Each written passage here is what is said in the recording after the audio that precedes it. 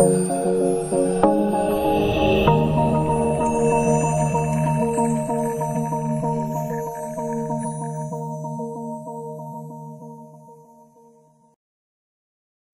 ketemu lagi bersama saya di mata kuliah Analisa dan Perancangan Jaringan Komputer. Pada pertemuan ke-11 kali ini, materi yang ingin saya sampaikan itu mengenai konfigurasi dasar pada router. Nah, konfigurasi dasar pada router ini hampir mirip dengan yang sudah kita pernah bahas di pertemuan sebelumnya, yaitu konfigurasi dasar pada switch. Yang berbeda pada temuan kali ini adalah saat kita nanti akan mencoba melakukan remote access ke router menggunakan koneksi yang lebih aman, yaitu menggunakan metode SSH, di mana perbedaan dengan telnet yang pernah kita bahas pada saat kita melakukan konfigurasi dasar pada switch dulu, koneksinya tidak terenkripsi sehingga komunikasi yang terjadi antara user, misalnya dalam hal ini administrator, saat mengirimkan perintah ke perangkat switch-nya, itu koneksinya bisa didengarkan oleh orang lain menggunakan aplikasi semacam Wireshark yang fungsinya untuk melakukan sniffing.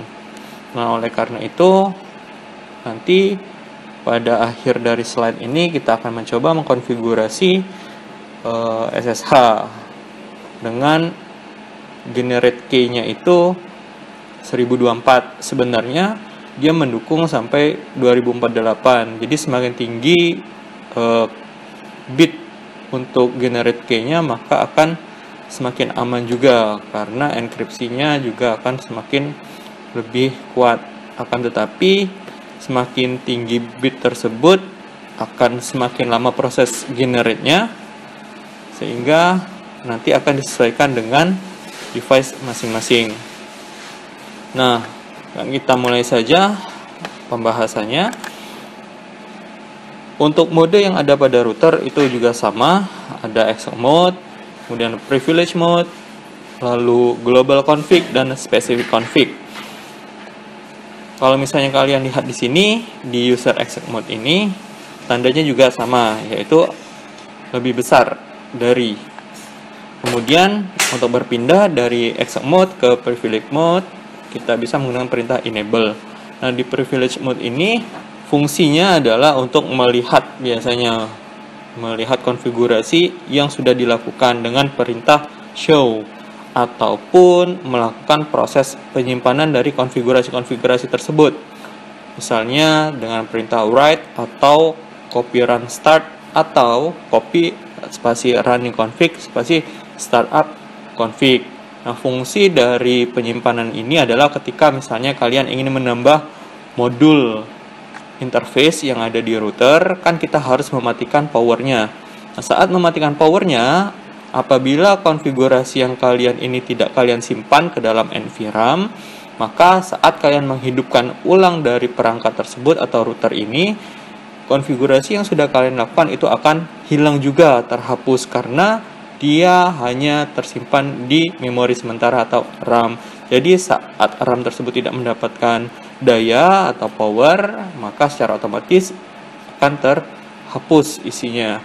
Lalu mode selanjutnya adalah global configuration mode atau global config. Nah, di dalam global config ini kita bisa melakukan berbagai macam konfigurasi pada router. Nah, biasanya kita akan membutuhkan perintah yang lebih spesifik saat ingin melakukan sebuah konfigurasi.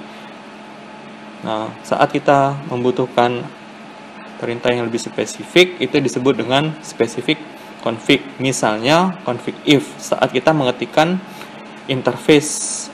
Jadi ketika kita ingin mengisi alamat IP pada router, kita mengetikkan int, misalnya interface-nya adalah fast ethernet 01, int spasi FA01, kita enter. Nah, kita akan masuk ke config if, yaitu specific config untuk interface tersebut.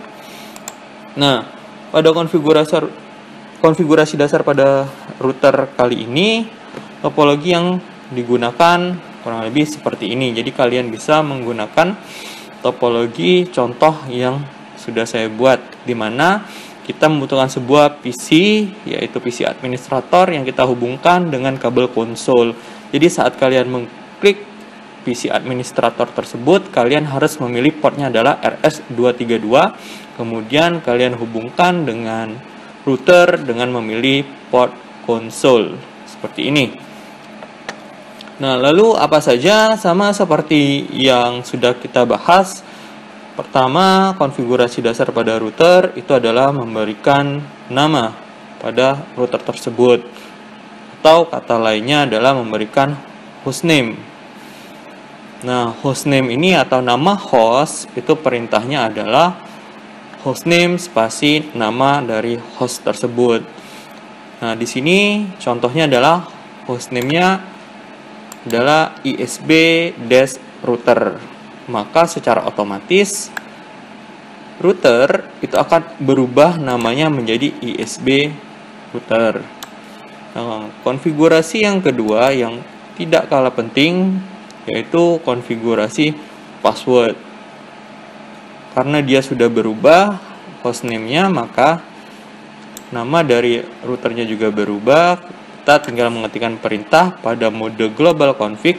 Di sini tanda global config dalam kurung config, perintahnya ada enable secret rahasia.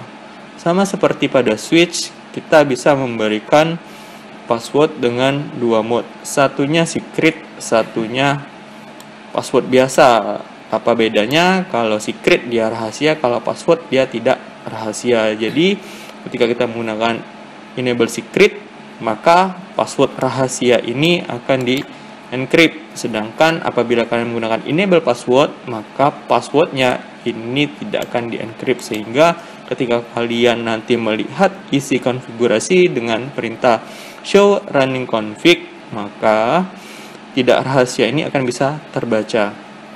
Nah, biasanya kalau misalnya kalian mengetikkan enable secret dan mengetikkan enable password, maka yang akan digunakan adalah enable secret karena dia lebih kuat. Yang selanjutnya kita melihat informasi dari interface. Perintahnya adalah show IP interface brief. Maka dia akan muncul interface yang tersedia, IP address yang tersedia atau yang sudah dimasukkan ke interface tersebut, kemudian statusnya. Kalau misalnya kalian sudah mengaktifkan dengan perintah no shutdown, maka statusnya akan up, tetapi kalau belum, maka secara administratif dia down. Nah, untuk menyimpan, kita bisa menggunakan perintah write atau copy run start, atau jadi di sini ada ataunya ya. Jadi bisa memilih di antara perintah-perintah ini, copy running config, startup config, seperti itu. Nah, untuk mengembalikan konfigurasi ke default atau reset, kalian bisa menggunakan perintah write spasi erase. Jadi menghapus konfigurasi yang sudah ditulis. Selanjutnya ada untuk melihat konfigurasi. Kalau misalnya kalian sudah membuat enable secret dan enable password, maka saat kalian melihat running config-nya dengan perintah show running config, maka enable secret yang tulisannya rahasia akan berubah menjadi seperti ini.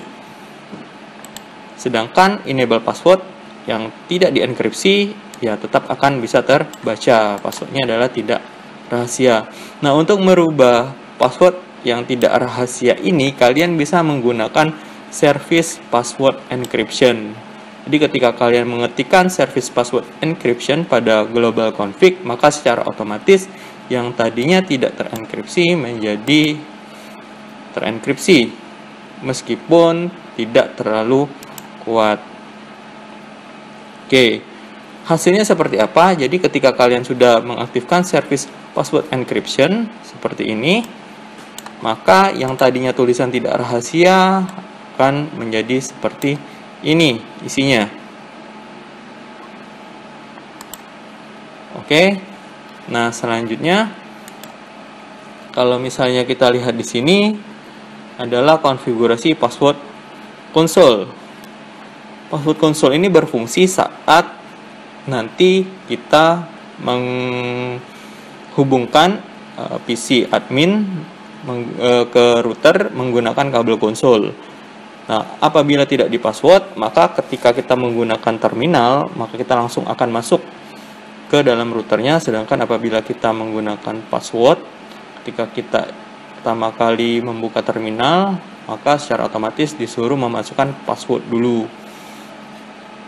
Kemudian untuk mengujinya, kalian bisa menekan Ctrl Z, kemudian dia akan pindah seperti ini, ketik disable, lalu exit. Nah, kalian akan diminta user access verification. Nah, pada saat diminta password, kalian bisa ketikkan @maluhur, karena pada bagian ini kita membuat password dengan nama @maluhur. Nah, password yang kalian ketikkan itu tidak akan muncul. Jadi setelah kalian ketik, langsung enter saja. Jika password yang dimasukkan benar, maka dia akan langsung masuk ke exec mode seperti ini. Lalu konfigurasi dasar selanjutnya adalah konfigurasi interface. Sama seperti saat kalian melakukan konfigurasi virtual LAN pada switch di pertemuan sebelumnya. Untuk mengkonfigurasi interface pada router, kalian bisa masuk ke mode global config, lalu ketikkan interface yang ingin diisi alamat IP-nya.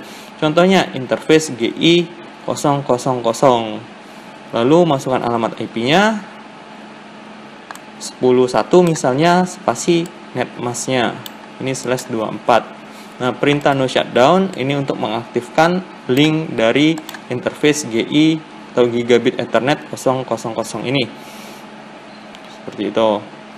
Kalau dia benar, maka dia akan ada pemberitahuan change state to up. Maksudnya interface gigabit ini sudah berubah statusnya menjadi up.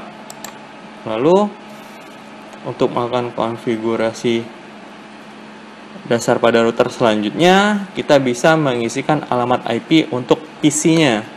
Nanti kita akan coba setelah kita isi alamat IP ini, kita tes koneksinya seperti ini. Kalau seandainya IP gateway yang dimasukkan sudah sesuai, jadi saat kita mengisikan GIG 000 ini, GIG 00, kalau misalnya kita lihat di skema ini merupakan gateway bagi jaringan yang ada di sini. Termasuk ada PC1, laptop 0, PC2. Nah, kita akan mengisikan alamat IP pada PC2. Di sini sudah ada skemanya. Untuk GIG 01, kita akan menggunakan network 192.168.10.0/24, di mana IP untuk GIG 000 ini titik 1 ujungnya, PC1 ini titik 5 ujungnya, laptop 0 ini titik 10, dan PC2 ini titik 15. Jadi ketika kalian mengisikan di PC2 nanti 192.168.10.15. Kemudian subnet masknya default dan masukkan default gateway-nya. Nah, karena ini gateway-nya adalah 10.1, nanti default gateway ini disesuaikan yaitu 10.1. Lalu kita akan coba ping. Nah, saya akan menunjukkan sampai di sini, dimulai dari bagian konfigurasi hostname. Oke. Nah, ketika kalian sudah menghubungkan misalnya dengan kabel konsol, kalian pilih yang RS232, bagian konsol juga sama. Yang di sini ada port konsol. Ketika kalian hubungkan switch, ini ada USB, auxiliary, konsol. Jadi pilih yang konsol. Kemudian klik pada PC adminnya. Nah, pilih terminal. Kemudian pilih OK. Nah, ketika kalian diminta seperti ini, kita pilih no. Kemudian enter lagi, enable, config T, dan masukkan hostname-nya, misalnya ISB router. Seperti ini. Maka dia akan berubah nama menjadi ISB router. Nah, selanjutnya kita bisa memberikan password, yaitu enable secret. Nah, passwordnya misalnya @maluhur. Enter. seperti itu.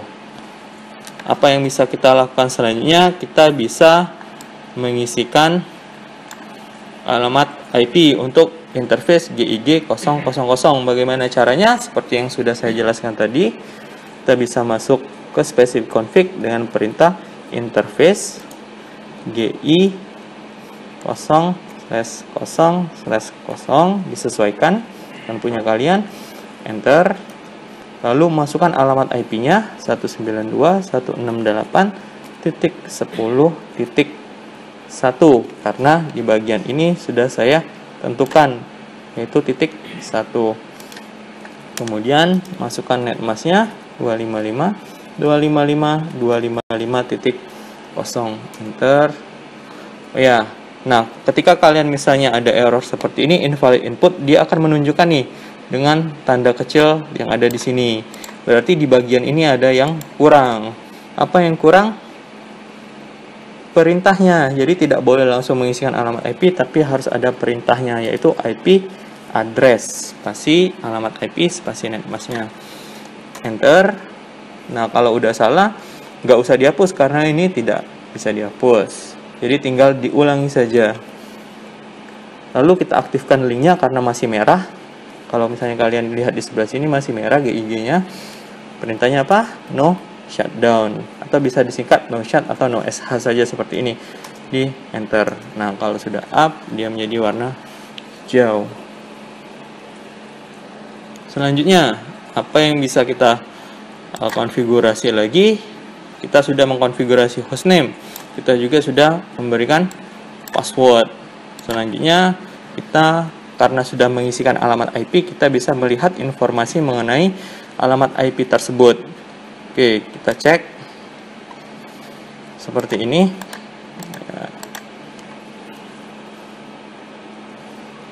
Kita bisa pakai perintah N untuk langsung keluar. Kemudian perintahnya adalah show IP interface brief yang bisa disingkat, yaitu SH spasi IP spasi INT spasi brief, enter. Nah kalau misalnya kita lihat di sini ada gigabit 000, ini alamat IP yang sudah kita masukkan tadi dan statusnya adalah up. Berarti IP untuk interface tadi sudah masuk. Oke, selanjutnya kita bisa melihat konfigurasi dengan perintah show running config. Oke, kita akan coba apa hasilnya. Show running config seperti ini. Nah, ini ada tulisan more.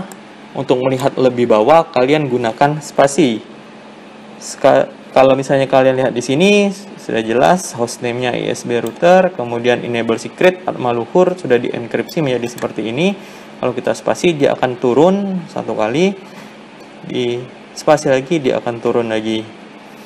Kalau kita lihat di sini IP-nya juga sudah masuk, kemudian bisa kalian spasi lagi. Nah, ketika sudah end berarti konfigurasinya sampai di sini saja. Kemudian next lagi, kita bisa memberikan pesan di bagian depan atau bagian atas sebelum masuk ke exec mode. Nah, pesan ini juga sama seperti switch menggunakan perintah banner MOTD. Fungsinya adalah memberikan warning. Siapa tahu ada orang iseng yang ingin menggunakan PC admin misalnya lagi login, coba melihat isi dari konfigurasi seperti itu. Oke, sekarang kita bisa masuk ke global config dengan perintah config T. Kemudian perintahnya adalah banner MOTD. Kemudian ketik 2, masukkan perintahnya atau masukkan pesannya, misalnya dimulai dari tanda pagar. Ya, kita bisa tulis seperti ini, misalnya hanya untuk yang berkepentingan saja, tanda seru. Kalau udah bisa di di enter seperti ini. Kita lihat hasilnya. Ini akan saya tunjukkan. Nah, kalau seandainya kita nggak sengaja salah ketik misalnya ya, nanti terus dia kemudian ada tulisan translating, lama kan ditunggu, kalian bisa mengetikkan misalnya Ctrl Shift sama angka 6. Jadi Ctrl Shift 6 itu akan secara otomatis memutuskan translating tersebut. Kemudian exit. Oke, di sini kita lihat bannernya sudah masuk. Kemudian selanjutnya kita akan memberikan password konsol. Bagaimana caranya? Ya, kita tinggal menggunakan yang ini saja. Oke. Enable. Apa password yang tadi? Atma Luhur. Jadi ketika kita membuat enable secret, nanti saat kita ingin berpindah dari exec mode ke privilege, kita harus memasukkan password tersebut. Nah, di sini kita bisa masuk ke config T, lalu line konsol kosong, kemudian masukkan password. Misalnya passwordnya adalah Cisco, kemudian login. Oke. Selesai seperti ini. Nah, kapan ini berlaku? Kalau seandainya kan kita close ya, seperti ini. Kemudian kita putus, misalnya kita sambung untuk terhubung misalnya menggunakan konsol, kita buka terminal, kita oke. Oh ya, di sini karena masih ada koneksi yang tadi belum putus, jadi kita bisa putuskan dulu dengan Ctrl Z atau disable, lalu exit. Nah, pertama kali kalau sebelumnya setelah ada banner itu sudah langsung masuk ke exec mode. Sekarang sebelum masuk ke exec mode kita harus memasukkan password dulu. Apa passwordnya? Yaitu Cisco. Enter. Nah, dia sudah masuk. Oke, next. Ini sudah tadi untuk mengkonfigurasinya. Sekarang kita akan konfigurasi IP pada PC-nya. Kita akan gunakan untuk yang FA000, masukkan alamat IP-nya. Jadi kita isi dulu 192.168.10.5 netmask, kemudian masukkan gateway-nya. Gateway-nya ini alamat sama GIG 000 karena dia terhubung langsung dengan switch 192.168.10.1. Oke.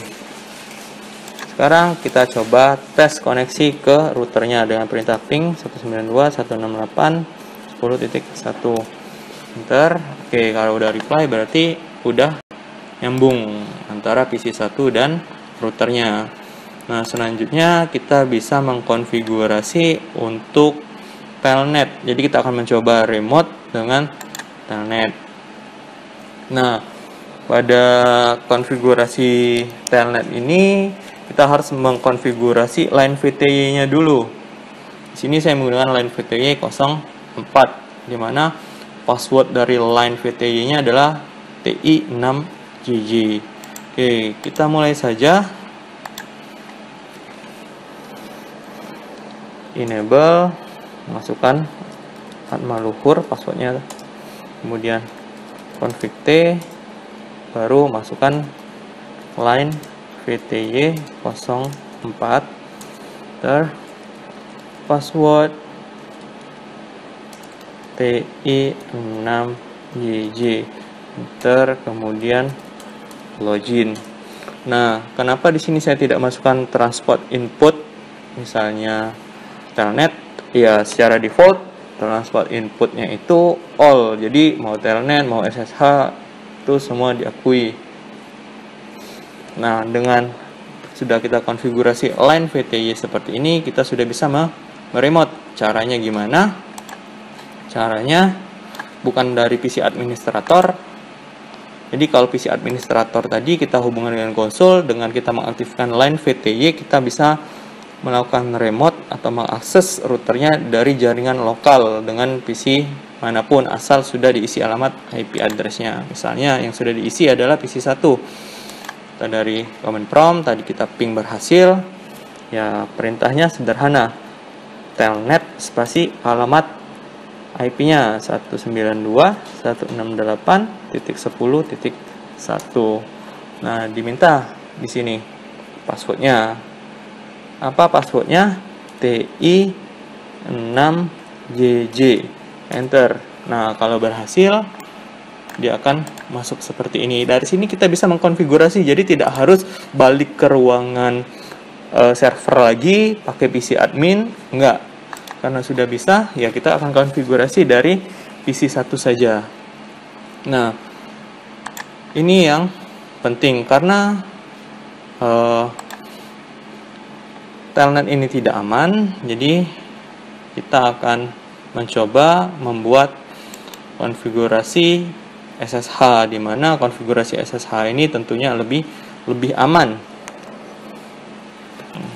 Apa perintahnya? Perintahnya kita buat username-nya dulu, kemudian kita buat IP domain FQDN yang fungsinya nanti untuk menyimpan dari key-nya. Lalu karena hostname-nya kita sudah buat, jadi nanti kita tidak perlu lagi.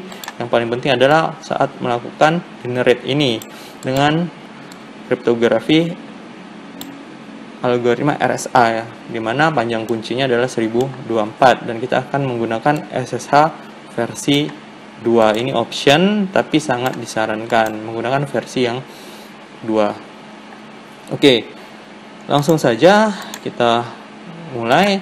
Di sini kita harus berpindah dulu, enable, kemudian masukkan maluhur ter, kemudian config t, enter. Nah, masukkan di sini user name, misalnya Dian Novianto. Kalian bisa gunakan nama kalian masing-masing. Enter. Kemudian IP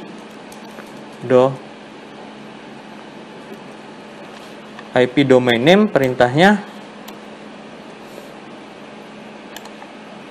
Nah, di sini saya tab tapi ternyata tidak muncul. Kalau misalnya tidak muncul, kalian bisa ketikkan saja IP domain name seperti ini, lalu ketikkan domain name-nya, misalnya dianovianto.com, kemudian enter.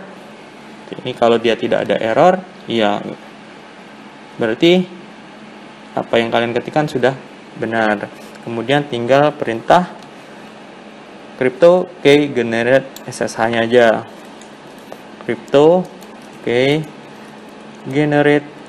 Ini saya tab, bukan saya enter, kemudian RSA, enter. Nah, kalian ditanya berapa banyak bit yang ingin digunakan.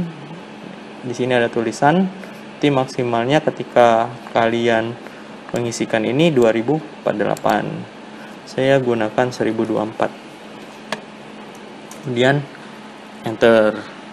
Oke, kalau sudah seperti ini, kalian bisa menggunakan IP SSH versi 2-nya. Langsung saja kalian ketikkan IP SSH versionnya itu version 2, kemudian enter.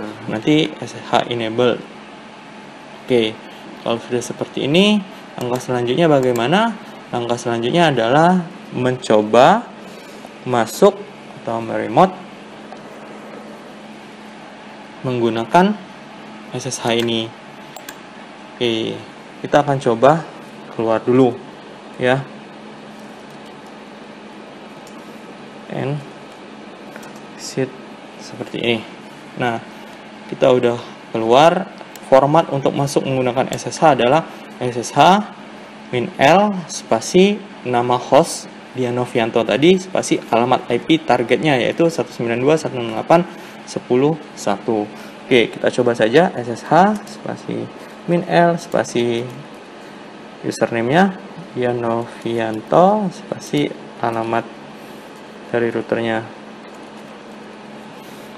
enter. Nah, kalian diminta passwordnya password line VTY tadi, yaitu TI6JJ, enter. Nah, kalau sudah benar password yang dimasukkan, dia akan langsung masuk. Di sini ada banner MOTD tadi, dia masuk seperti ini.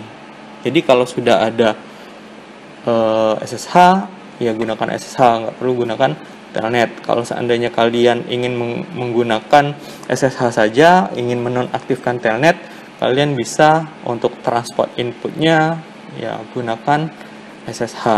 Maka apabila kalian sudah menggunakan transport input spasi SSH, maka untuk Telnet itu sudah tidak akan digunakan lagi. Seperti itu. Oke, sampai di sini materi pertemuan kita untuk konfigurasi dasar. Kalian sudah bisa meremote sumber daya jaringan kalian seperti switch maupun router dengan lebih aman menggunakan SSH versi 2. Apabila ada pertanyaan, silahkan ajukan melalui Classroom maupun melalui WA. Selalu jaga protokol kesehatan, tetap semangat belajarnya. Terima kasih.